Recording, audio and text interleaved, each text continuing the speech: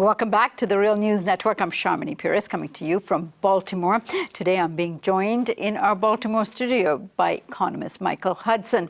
Michael has a new book out, J is for Junk Economics, a survivor's guide to economic vocabulary in an age of deception. Michael is a distinguished research professor of economics at the University of Missouri, Kansas City.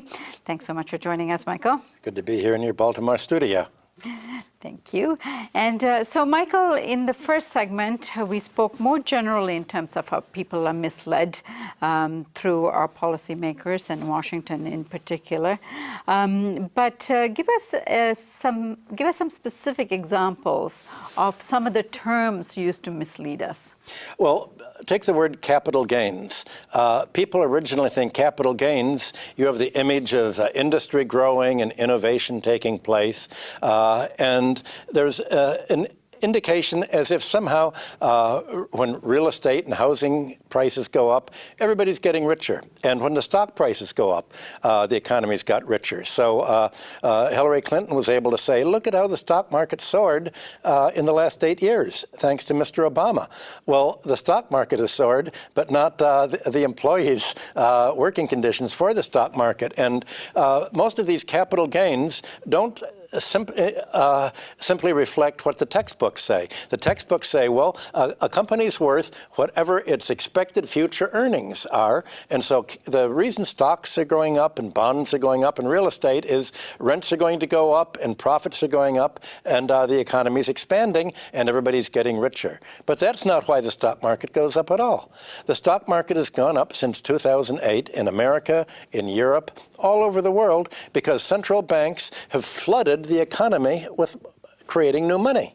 And they didn't create the money to hire workers. They didn't create the money to build infrastructure. They didn't create the money to invest in the economy. They didn't create the money to pay off the mortgages of people who had junk mortgages and were exploitive. They didn't create the money to write off student loans.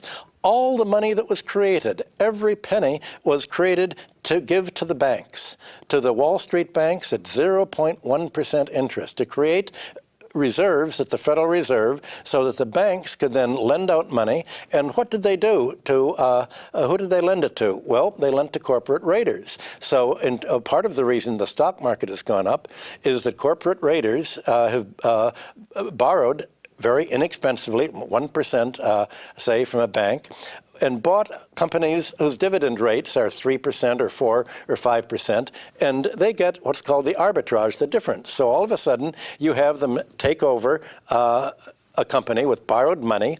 As a result of paying interest to the banks on this borrowed money, you don't have to pay income tax on it because this is counted as a cost of doing business, not a cost of takeover.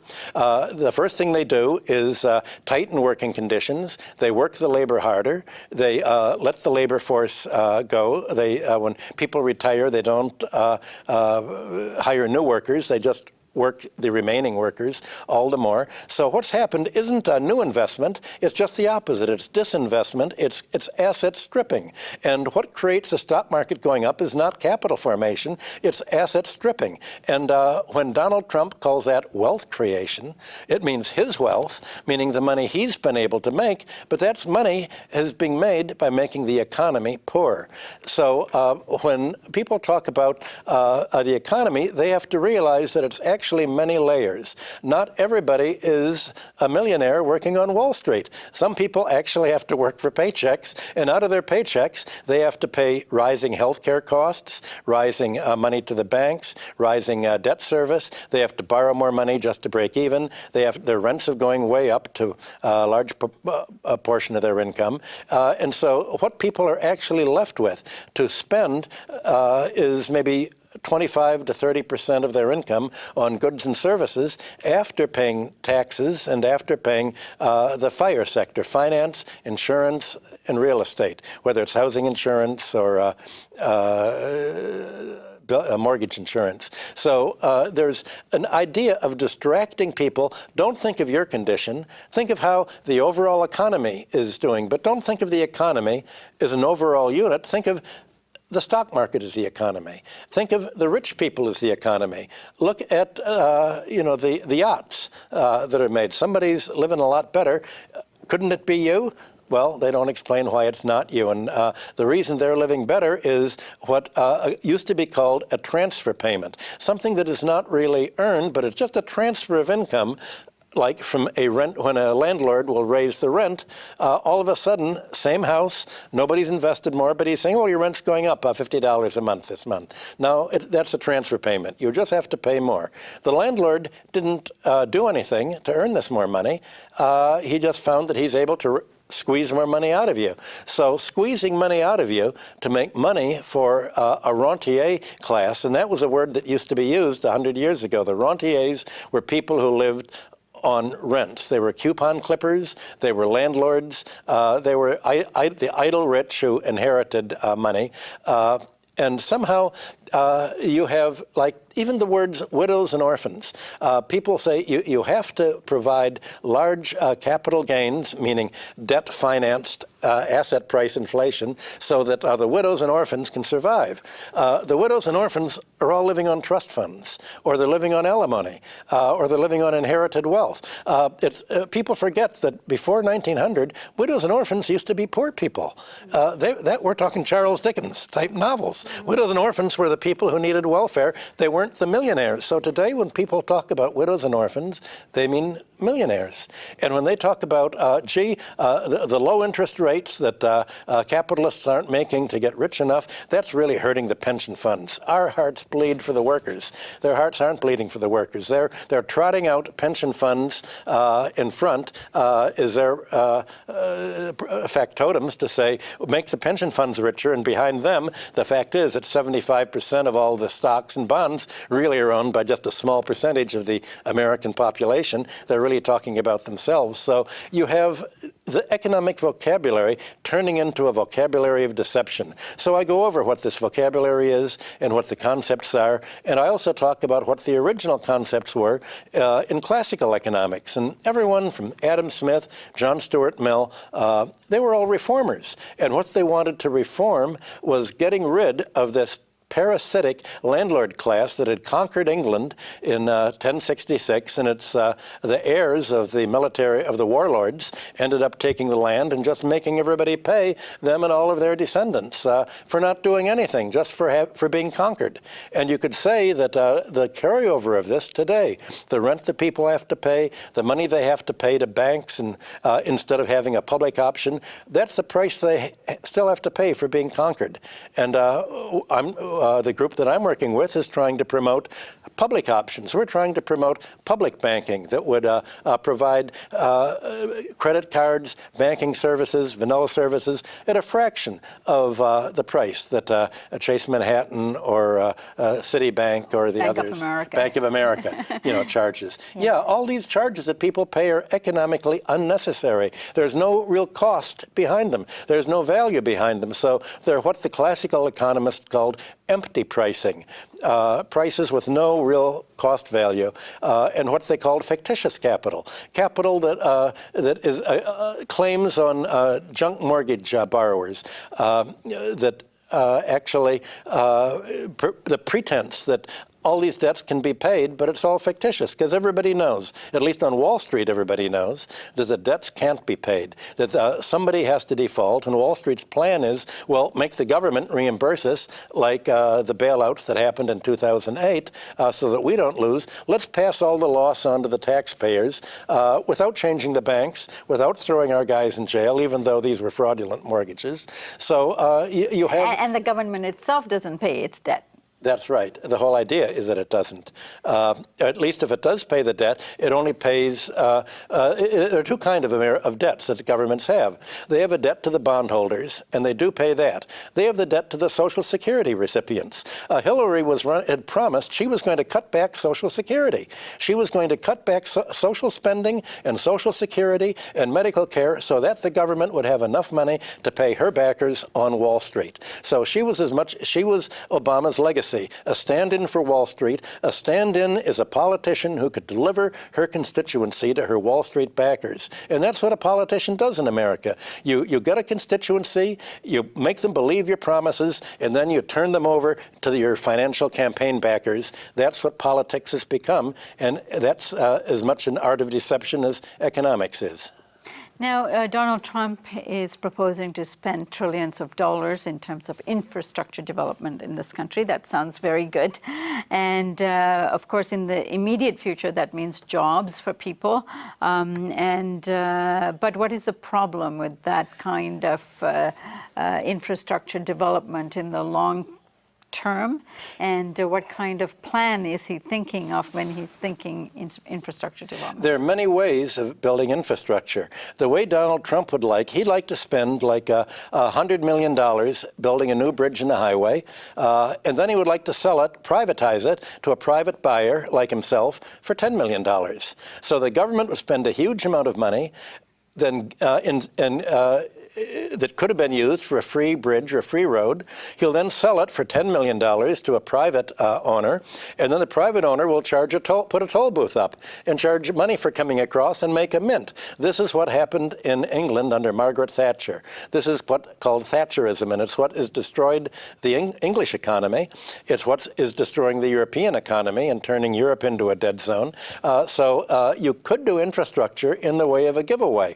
A real infrastructure would be the government would indeed pay for rebuilding this, but the whole idea of what made America rich in the 19th century was the government will develop this infrastructure and it will provide these services freely to the population, because if you begin to charge people for bridges and for roads and for parking meters, as in Chicago, and for everything else that's being privatized, then you're going to have even higher cost of living, and the wages are going to go up, and it'll be even harder to compete with foreign countries and to make exports, because nobody can afford to pay the prices that the American workers have to pay just to live and export in competition with Asia or even Europe or Germany.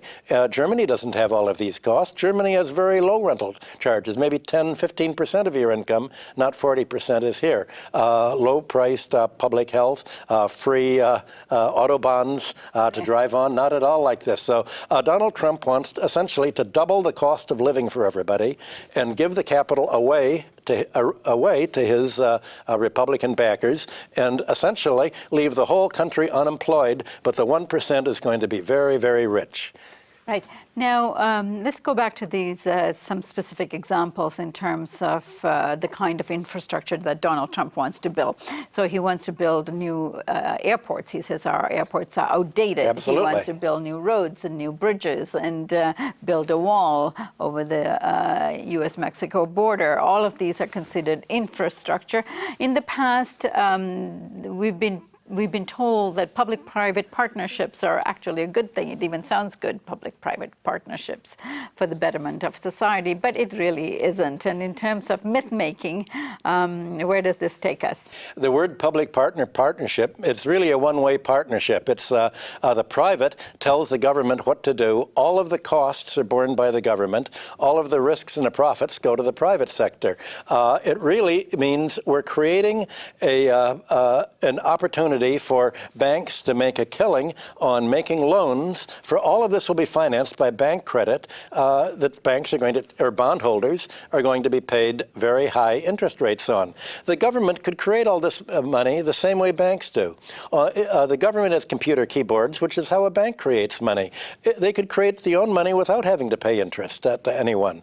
And they wouldn't have to, they could either charge the airlines for it, or they could provide the airports more freely. But public partnerships are designed to quadruple or quintuple the actual costs of doing business and pretend that this is in the public interest instead of just in the interest in the banks and the corporate insiders that the banks are willing to lead money to. All of the, if you look at investigative journalists have looked at just one horror story after another of private-public partnerships. Look at London's railroads. Look at England, what England did with the railroads, water, public-private partnership for water. People now have to pay huge amounts just to get water in England that used to be free. Same thing, the transportation quality goes down, the price goes way up, so the partnership is very exploitative. We're not talking about an equal partnership. We're talking about a dominant, submissive, sadomasochistic partnership. Right. And then this point you were making about the government can print all the money they want if they want to invest it in infrastructure and own that infrastructure. They can make money to then pay back the Treasury if they need to. But instead, they're going to borrow the money from these banks and then be indebted. So is in this kind of debt a bad thing? Well, the debt is bad when you have to repay it. All new money is a kind of debt. All money is created on a computer, and you can look at it in terms of a balance sheet. When you when a bank, you go into a bank and you want a loan, the bank will give you a bank deposit, and you'll sign a promissory note. So the bank has an asset, and you have a debt to the bank, and you can spend your deposit anyway. But the bank charges money for all of this. The government can do the same thing. The Federal Reserve and the Treasury. The Treasury can just issue a $1 trillion coin, for instance. Give it to the Federal Reserve, and the Fed can issue notes about it. And you could call the coin whatever you want. It's all constitutional because you can assign any level, price you want to a coin. All money is just created artificially. So it's a monopoly. It's a legal privilege. And for thousands of years, from Mesopotamia through Greece and Rome, all the money was created by the temples to make sure that it was honest money. But it was all privatized, after over thousands of years of history. And now banks charge for something that the government can do for free. Michael, for Donald Trump and the Republicans, they're against creating debt, aren't they? No. They know that most people are afraid of going into debt, because if you go into debt, you actually have to repay it. Government debt doesn't have to be repaid. If you repaid government debt, there wouldn't be any more money. What they're really looking for is the way to cut debt is by cutting the deficit, and what we want to cut is Social Security. We want to sort of downsize it. Hillary wanted to put it into the stock market. We want to pay less social spending. We want less medical care. We want to spend less money on the 95% of the population, so all the money gets spent on the top 5%. So they're really against what debt is spent for. They're against democratic debt. They're against democracy. What they really want is oligarchic debt, which used to be called state socialism. Government will only give money to the banks. They're all for the kind of debt that is the bank bailout in 2008. They're all for giving money to Wall Street. They're all for giving subsidies to Donald Trump for building his buildings in New York, enabling him to make a killing. They're just against giving debt to the workers or to the middle class or to the cities or to anyone who's not one of the 5%. All right, so this is the kind of austerity plan that Paul Ryan, who's the Speaker of the House, austerity is the word, is trying to promote, that he wants Donald Trump to sign on to. Right. All right, Michael, I thank you so much for joining us today. And thank you for joining us on the Real News Network.